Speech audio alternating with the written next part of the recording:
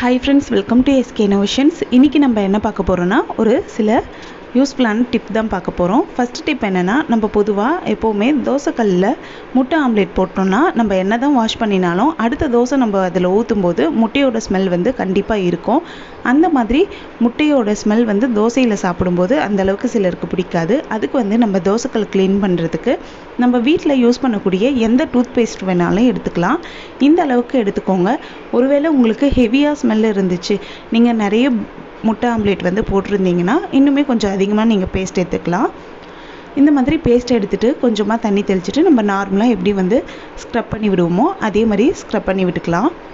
இந்த மாதிரி front side எல்லா இடங்களுமே நான் வந்துட்டு இந்த பேஸ்ட்டை வச்சு தேய்ச்சி விட்டுக்கிறேன். தேய்ச்சி விட்டுட்டு நம்ம நார்மலாக எப்படி வாஷ் பண்ணுவோமோ அதே மாதிரி நார்மல் வாட்டரில் வாஷ் பண்ணி எடுத்துட்டு உங்களுக்கு காட்டுறேன் பாருங்கள். இப்போ பார்த்தீங்கன்னா தோசைக்கல் வாஷ் பண்ணியாச்சு. அடுத்து இதில் கொஞ்சமாக விம் ஜெல் விட்டுருக்கேன். நீங்கள் சோப் கூட பயன்படுத்தி ஒன் டைம் நல்லா வாஷ் பண்ணிக்கலாம். இந்த டைம் வாஷ் பண்ணும்போது ஃப்ரண்ட் அண்ட் பேக் எல்லா இடங்களுமே நீங்கள் நல்லா தேய்ச்சி விட்டுக்கோங்க. இந்த மெத்தடில் நீங்கள் பேஸ்ட்டு யூஸ் பண்ணிவிட்டு அதுக்கப்புறம் நீங்கள் சோப்போ ஜெல்லோ போட்டு வாஷ் பண்ணிங்கன்னா முட்டையோட ஸ்மெல் அடுத்த தடவை தோசை ஊற்றும்போது கொஞ்சம் கூட இருக்கவே இருக்காது. இப்போ நான் இது ஃபுல்லாகவே தேய்ச்சிட்டு வாஷ் பண்ணிட்டேன். அடுத்த டிப் என்னென்னா தோசைக்கல் வாஷ் பண்ணிட்ட பிறகு எப்போவுமே அப்படியே வச்சிடாமல் ஒரு காட்டன் டவலால் நல்லா க்ளீனாக தொடச்சிடணும். கொஞ்சம் கூட ஈரமே இருக்கக்கூடாது. அப்போ தான் வந்து அது சீக்கிரமே துரு பிடிக்காமல் இருக்கும். இப்போ பார்த்தீங்கன்னா நான் தோசைக்கல்லை நல்லா தொடச்சி எடுத்துட்டேன். அடுத்த டிப் என்னென்னா நம்ம இரும்பு தோசைக்கல் யூஸ் பண்ணுறதா இருந்தால் எப்போவுமே தொடச்சிட்ட பிறகு தோசைக்கல்லை அப்படியே வச்சிடாமல் எப்போவுமே கொஞ்சமாக எண்ணெய் வந்து தேய்ச்சி விட்டுடணும். எல்லா இடங்களிலுமே எண்ணெய் தேய்ச்சி விடணும். கைப்பிடியிலேருந்து ஃப்ரண்ட் அண்ட் பேக் சைட்லேருந்து எல்லா இடமே நீங்கள் வந்து எண்ணெய் தேய்ச்சி விடணும். அப்போ தான் வந்து இரும்பு தோசைக்கல் துரு பிடிக்காமல் இருக்கும்.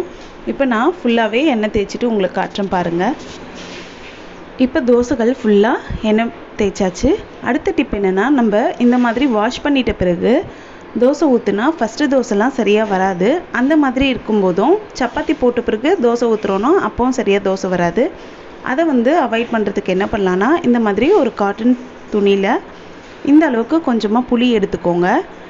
சமையலுக்கு பயன்படுத்தக்கூடிய புளி தான். அது புது புளியாக இருந்தாலும் சரி பழைய புளியாக இருந்தாலும் சரி இந்த மாதிரி வச்சு நல்லா முறுக்கி விட்டுக்கோங்க. தோசைக்கல்லை ஆன் பண்ணிவிட்டு இப்போ கொஞ்சமாக எண்ணெய் அப்ளை பண்ணிவிட்டு அதுக்கு மேலே நம்ம இந்த புளி துணியால் ஸ்க்ரப் பண்ணி விட்டுக்கலாம். நீங்கள் எந்த அளவுக்கு தோசை ஊற்றுவீங்களோ அந்த அளவில் வந்து நீங்கள் இந்த புளி துணியை வச்சு நல்லா தேய்ச்சி விட்டுக்கலாம். இந்த மாதிரி பண்ணுறதுனால நீங்கள் சப்பாத்தி சுட்டு எடுத்தாலும் சரி தோசைக்கல் நல்லா வாஷ் பண்ணிட்ட பிறகு தோசை ஊற்றினாலும் சரி தோசை வந்து பிரியாமல் கிழியாமல் தோசைக்கல்லையே ஒட்டாமல் ஈஸியாக நம்ம எடுக்கிறதுக்கு வரும்.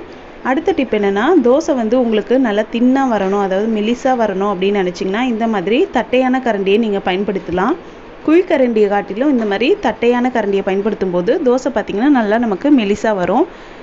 அடுத்தது என்னென்னா தோசை ஊற்றிட்ட பிறகு உடனே நம்ம எண்ணெய் ஊற்றிடாமல் ஓரளவுக்கு வெந்துட்ட பிறகு எண்ணெய் ஊற்றணும். இப்போ பார்த்தீங்கன்னா தோசை ஓரளவுக்கு வெந்துடுச்சு. ஓரங்களில் நான் கொஞ்சமாக எண்ணெயோ இல்லாட்டி நெய்யோ நீங்கள் விட்டுக்கலாம். நான் இன்றைக்கி எண்ணெய் ஊற்றிக்கிட்டேன். எண்ணெய் ஊற்றிட்டு தோசை ஓரளவுக்கு வெந்ததும் நம்ம இதை வந்து திருப்பி விட்டுக்கலாம். பாருங்கள், திருப்பும்போது கொஞ்சம் கூட தோசைக்கல்லில் ஒட்டவே இல்லை. அதே சமயம் தோசையும் பார்த்திங்கன்னா நமக்கு எடுக்கிறதுக்கு ஈஸியாக வந்துடும். கண்டிப்பாக நீங்களும் இந்த மாதிரி பயனுள்ள டிப்ஸை வந்து யூஸ் பண்ணி பார்த்து பயனடைங்க. இந்த வீடியோ உங்களுக்கு பிடிச்சிருந்தா லைக் பண்ணுங்கள், உங்கள் ஃப்ரெண்ட்ஸோடு ஷேர் பண்ணுங்கள் அண்ட் எப்படி இருந்துச்சுன்னு கமெண்ட் பண்ணுங்கள்.